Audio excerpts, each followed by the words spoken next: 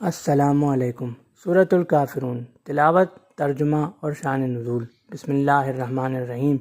قل یا ایھا الکافرون، ترجمہ، فرما دیجئے کہ اے کافرو، لا اعبد ما تعبدون، میں ان کی عبادت نہیں کرتا جن کی عبادت تم کرتے ہو، ولا انتم عابدون ما اعبد، اور نہ تم اس کی عبادت کرتے ہو جس کی عبادت میں کرتا ہوں، ولا انا عابد ما عبدتم، اور نہ میں اس کی عبادت کرنے والا ہوں جن کی عبادت تم کرتے ہو، ولا انتم عابدون ما اعبد، اور نہ تم اس کی عبادت کرنے والے ہو جس کی عبادت میں کرتا ہوں، لکم دینکم ولی دین، تمہارے لیے تمہارا دین ہے اور میرے لیے میرا دین ہے۔ یہ ترجمہ فہم القرآن سے ماخوذ ہے۔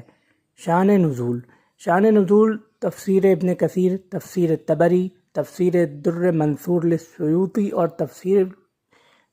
تفسیر واحدی اسباب النزول للواحدی کے مطابق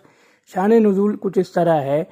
کہ ایک دفعہ مکے کے مشرک سرداروں نے مل کر حضور اکرم صلی اللہ علیہ وآلہ وسلم کی خدمت میں ایک تجویز پیش کی کہ 1 سال آپ ہمارے معبودوں کی عبادت کر لیں، یعنی جتنے بھی مشرک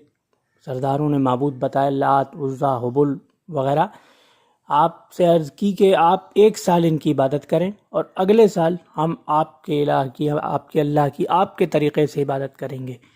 پھر اس طرح کرتے کرتے اس نتیجے پر پہنچ جائیں گے کہ کس کا دین بہتر ہے۔ اگر آپ کا دین بہتر ہوا تو ہم بلا چون و چرا آپ کے دین میں منتقل ہو جائیں گے، آپ کا دین قبول کر لیں گے، اور اگر ہمارا دین بہتر ہوا تو آپ ہمارے دین کو اختیار کر لیں۔ جبکہ ابھی حضور اکرم صلی اللہ علیہ وآلہ وسلم نے کوئی واضح جواب نہ عطا فرمایا تھا کہ یہ صورت نازل ہوئی جس میں صاف فرما دیا گیا کہ آپ ان کافروں سے صاف انکار فرمائیے اور فرمائیے کہ ہرگز نہیں، میرے لیے میرا دین اور تمہارے لیے تمہارا دین، تمہیں نہیں کرنا اسلام قبول، تمہیں اللہ کی بندگی نہیں کرنا تو نہیں کرو، لیکن میں تمہارے معبودوں کی، معبودان باطل کی بندگی ہرگز نہیں کروں گا۔ اس صورت میں ایک واشگاف اعلان ہے کہ حق پر کوئی سمجھوتا نہیں، دین حق، دین اسلام پر کوئی سمجھوتا نہیں، اور اسی لیے چونکہ اس میں بھی توحید پر اور اللہ کی عبادت پر بہت زور دیا گیا ہے، اسی لیے بعض مفسرین نے سورۃ الکافرون کو سورۃ الاخلاص ثانی یعنی دوسری سورۃ الاخلاص بھی فرمایا ہے۔ سورۃ الکافرون میں کفار کو واضح تنبیہ کی گئی ہے کہ مسلمان کسی بھی لالچ سے، کسی بھی مفاہمت سے یا کسی بھی خوف سے اپنے دین حق کو نہیں چھوڑتا۔ اللہ کی عبادت عام مسلمان پر بھی فرض تو ہے ہی، لیکن جب آپ نبی سے بات کریں گے، وہ نبی تو ہرگز اللہ کی عبادت کو ترک کرنے والے نہیں اور نہ اس کی دعوت کو ترک کریں گے۔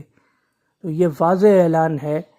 سورۃ الکافرون میں ایک واضح اعلان ہے کہ دین حق کی تلقین کو، دین حق کی پیروی کو اور اللہ کی عبادت کو کسی بھی خوف، لالچ یا دباؤ کی وجہ سے چھوڑا نہیں جا سکتا۔ اللہ حافظ۔